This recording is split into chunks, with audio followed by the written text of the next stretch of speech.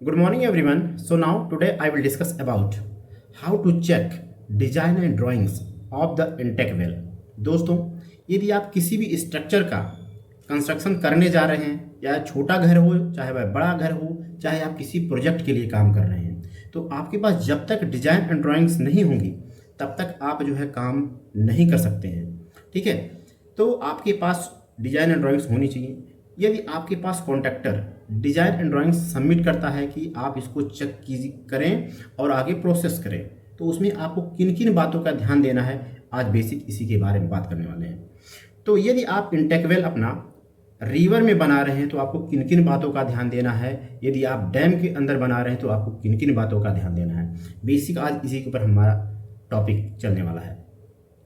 यदि आप रिवर के किनारे बना रहे हैं, रिवर में बना रहे हैं, तो आपको सबसे पहले उस लोकेशन का जहाँ पे आप इंटेकवेल बनाने वाले हैं, आपको टोपोग्राफिक सर्वे रिपोर्ट करनी पड़ेगी, जिससे यह पता चल जाता है कि आपका उस पर्टिकुलर लोकेशन पे क्या डेप्थ है,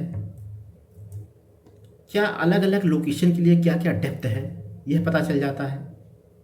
दूसरा, उस पर्टिकुलर लोकेशन का हमको क्रॉस सेक्शंस काट के चेक करना होता है कि यदि हम क्रॉस सेक्शन काटते हैं तो हम वहाँ से चेक करेंगे कि उस पर्टिकुलर लोकेशन से फ्लो का डाटा क्या है, कितना फ्लो हो रहा है। तो कहने का मतलब है हमको टोपोग्राफिकल सर्वे रिपोर्ट करना होगा, cross sections of the river check करने होंगे, और लास्ट 30 साल का फ्लो का डाटा चेक करना होगा। अब यदि लास्ट 30 साल का फ्लो का डाटा आप कैसे चेक करेंगे, तो आप जहाँ पर इंटेकवेल बनाने वाले हैं उसके नियर बाई आप देखेंगे तो स्टेशन गेज लगे होते हैं कि कितना बारिश हुआ, ठीक है, रिवर में कितना पानी अप हुआ, कितना डाउन हुआ, लेवल्स लगे रहते हैं, रीडिंग्स होती हैं, गेज लगे होते हैं। तो उसको देखकर आप जो है चीज़ों को जान सकते हैं, और वहाँ पे नियर बाई स्टेशन में जाके आप 30 साल का फ्लो का डाटा लिख सकते हैं। ये तो होगा रिवर के केस में। यदि आप डैम के अंदर बना रहे हैं अपना इंटेकवेल, तो आप किन किन बातों का ध्यान देंगे। यदि आप डैम के अंदर बना रहे हैं तो आपको बैथोमेट्रिक सर्वे रिपोर्ट लेना होगा, ठीक है, क्योंकि वहाँ जो आप डैम के अंदर बना रहे हैं वहाँ का पानी क्या होता है, थोड़ा वहाँ का पानी स्टे होता है, रुकता है, ठीक है, स्टैटिक कंडीशन में होता है। तो आपको वहाँ का जो है कैचमेंट एरिया कहने का मतलब उस डैम की कैपेसिटी क्या है, आपको यह भी जानना बहुत ज़रूरी है। बैथोमेट्रिक सर्वे रिपोर्ट आप उसका चेक करेंगे, किसका, जहाँ पे आप इंटेकवेल का कंस्ट्रक्शन करने वाले हैं उस डैम में। तो बैथोमेट्रिक सर्वे रिपोर्ट और catchment area of the dam, ये सारी चीज़ें आपको देखनी होंगी। और आपको एक चीज़ का और ध्यान देना है कि आपका पर ईयर कितना उसमें पानी लॉसेस हो रहे हैं, कितना वाष्पीकरण हो जा रहा है, कितना इवापोरेशंस हो जा रहे हैं, ये आपको जो है ध्यान में रखना होगा, और उसी के हिसाब से चीज़ों को आप जो है डिसाइड करके बनाएंगे। यदि हम बात करें कॉमन कि दोनों कंडीशन में कॉमन क्या क्या चीज़ें होंगी, यदि रिवर में बना रहे हैं या फिर डैम में बना रहे हैं, तो आपको डिजाइन ड्राइंग में यह देखना होगा कि आपका जो पंप का हाइट है, इंटेकवेल में जो पंप का फ्लोर होता है, जहाँ पे आप जो है पंप वगैरह फिट करते हैं उसका फ्लोर होता है, उसके फ्लोर से पंप की हाइट कितनी है। तो minimum 6 metre, minimum 6 metre height होनी चाहिए फ्लोर की, अपने पंप हाउस की, फ्लोर से पंप हाउस की। दूसरी बात करें तो हमको 4 number of pumps, 4 number of pumps हमको इंस्टॉल करने होते हैं, जिसमें से 2 पंप हमारे जो हैं वर्किंग होते हैं और 2 पंप जो हमारे स्टैंड बाय में रखे जाते हैं, जो कि इमरजेंसी पड़ने पे या फिर ख़राब हो जाने पर दूसरे को हम वर्क करके काम को आगे कर सकें, हमारे काम पे कोई भी प्रभाव ना पड़े।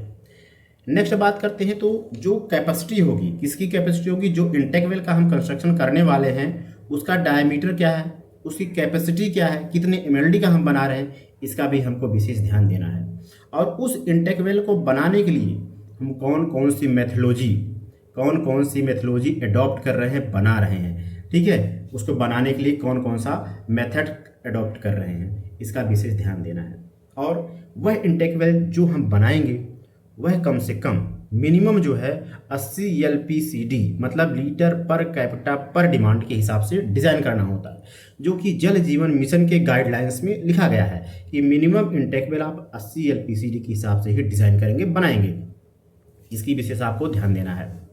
और जो इंटेकवेल बनाया जाता है वह 30 साल के लिए बनाया जाता है, 30 ईयर्स के लिए बनाया जाता है, उसकी डिज़ाइन 30 साल के लिए की जाती है कि 30 साल के तक वह जो है आपका लाइफ लॉन्ग रहेगा, चलेगा, ठीक है।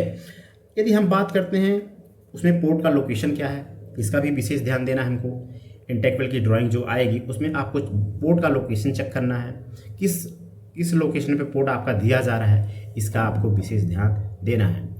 और जो भी डिजाइन एंड ड्राइंग्स आएंगी वह आईआईटी या फिर एनआईटी से अप्रूव्ड होना चाहिए। ये बहुत ही इंपॉर्टेंट है चेक करना कि आईआईटी और एनआईटी से आपकी डिजाइन एंड ड्राइंग्स अप्रूव्ड होना चाहिए, तभी आप उसको मान्य करेंगे, तभी आप उसको मानेंगे।